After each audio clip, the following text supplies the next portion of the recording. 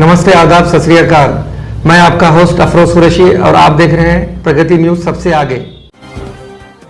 बिहार के साबिक वजीर आला लालू प्रसाद यादव और राबड़ी देवी को चारशुमे के रोज दिल्ली की एक अदालत ने मुलाजिमत के बदले जमीन घोटाले के सिलसिले में जमानत दे दी है।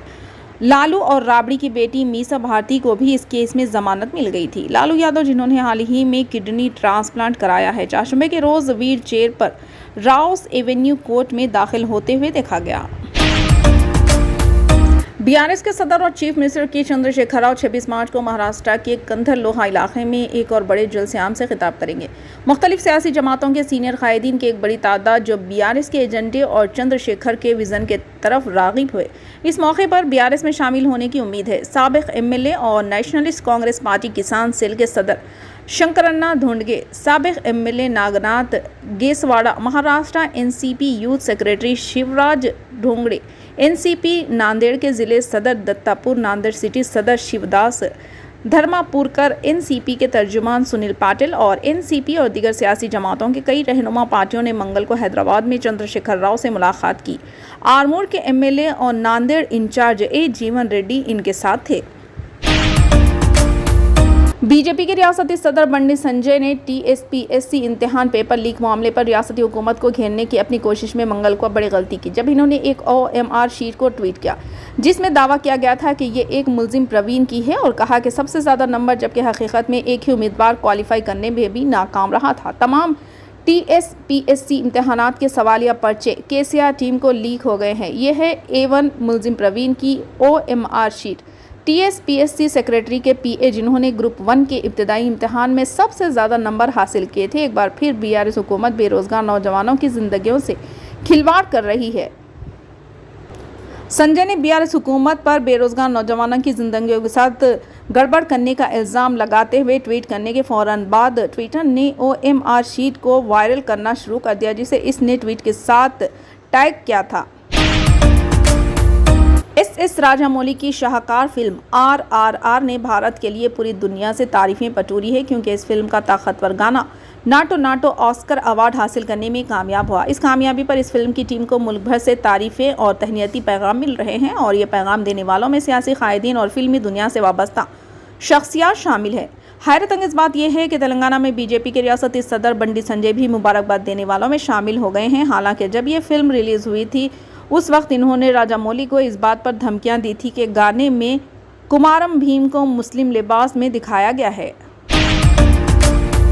सुप्रीम कोर्ट ने भारत राष्ट्रीय समिति बीआरएस पार्टी के सदर और तेलंगाना के वजीर आला के चंद्रशेखर राव की बेटी और तेलंगाना कानून साज कौंसिल के रुकन के बेंच इन्फोर्समेंट डायरेक्टोरेट की कार्रवाई को चैलेंज करने वाली कविता राव की अर्जी पर 24 मार्च को समाप्त करेगी। चीफ जस्टिस डीवाई चंद्रचूड़ की सरबराही वाली बेंच ने ईडी के सम्मन पर फौरी रोक लगाने की मोहतरमा कविता की दरख्वास्त की फौरी समाअत से इनकार कर दिया और कहा कि वो इस मामले की 24 मार्च को समाअत करेगी। बेंच के सामने खुसूसी तस्करे के दौरान मोहतरमा कविता के वकील ने अर्जी के फौरी समाअत का मुतालबा करते हुए कहा कि ईडी की जानिब से दरख्वास्त गुजार को खातून होने की वजह से पूछताछ के लिए तलब करने के लिए सम्मन जारी करना मुकम्मल तौर पर कानून के खिलाफ है। बीआरएस लीडर और मोहतरमा कविता से 11 मार्च को ईडी ने दिल्ली हुकूमत की एक्साइज पॉलिसी में मुबैना बेज़ाब्तगियों से मुतालिक एक मामले में पूछताछ की थी।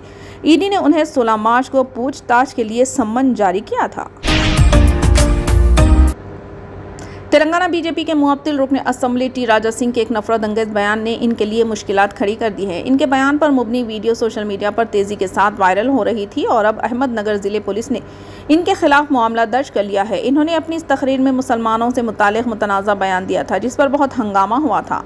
मीडिया रिपोर्ट्स के मुताबिक श्री रामपुर पुलिस स्टेशन के अफसरान ने कहा कि टी राजा सिंह को 10 मार्च को शिव जयंती छत्रपति शिवाजी महाराज की जयंती की शक्ल में बनाए जाने वाले एक प्रोग्राम में मदऊ किया गया था। यहाँ इन्होंने अपनी तकरीर के दौरान मुस्लिम तबके के तय काबिल इतराज़ तबसरा कर दिया। पीर के रोज़ मुस्लिम तबके के कुछ मुकामी अफराद ने पुलिस में इनके खिलाफ शिकायत दर्ज कराई। इस बुनियाद पर टी राजा सिंह के खिलाफ मामला दर्ज हुआ। थाना इंचार्ज इंस्पेक्टर हर्षवर्धन गौली ने इस सिलसिले में बताया कि टी राजा सिंह पर ताज़ियत हिंद की दिफा 295, 504 और 506 लगाई गई है। ताज़ियत हिंद के दिफा 295 किसी भी तबके के मजहब की बेइज्जती करने के इरादे से पूजा के मुकाम को नुकसान पहुंचाने या नापाक करने से मुतालिक है, जबकि 504 और 506 खसदन बेइज्जती और मुजरिमाना धमकी से मुतालिक है।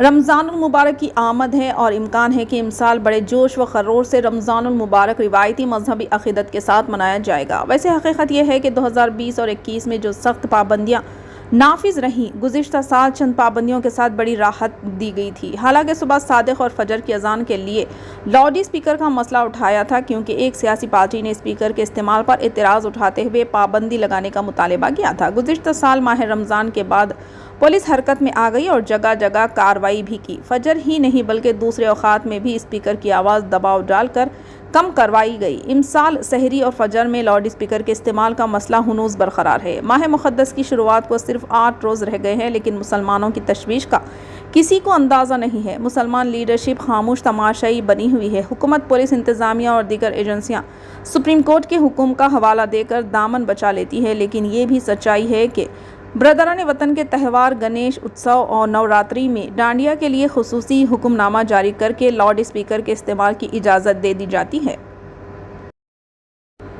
वाईएसआर तेलंगाना पार्टी की सरबराह वाईएस शर्मिला को आज नई दिल्ली में उस वक्त गिरफ्तार कर लिया गया जब इन्होंने केसीआर हुकूमत की बदउनवानियों के खिलाफ पार्लियामेंट तक मार्च करने की कोशिश की। शर्मिला अपने हामियों के साथ पार्लियामेंट की तरफ बढ़ने की कोशिश कर रहे थे कि पुलिस ने रोक लिया। पुलिस और शर्मिला के हामियों के दरमियान बहस व तकरार और धक्का-मुक्की हुई। वाईएस शर्मिला ने कालेश्वरम प्रोजेक्ट की तामीर में बेकायदगियों की जांच के लिए मुश्तरका पार्लिमानी कमेटी और मरकजी तहकीकाती एजेंसियों से जांच का मुतालबा किया। शर्मिला को पार्लियामेंट स्ट्रीट पुलिस स्टेशन मुंतकिल किया गया, जहां बाद में रिहाई अमल में आई। इस मौके पर मीडिया से बात करते हुए शर्मिला ने कहा कि कालेश्वरम प्रोजेक्ट की मालियत को 38,000 करोड़ से बढ़ाकर 50,000 करोड़ किया गया। फिलहाल के लिए इस खबरनामे में बस इतना ही। देखने के लिए आपका बहुत बहुत शुक्रिया। अगर आप नए हैं इस चैनल पर तो सब्सक्राइब ज़रूर कर लें और बेल आइकन को दबा लें, ताकि हमारी हर खबर आप तक पहले मिले।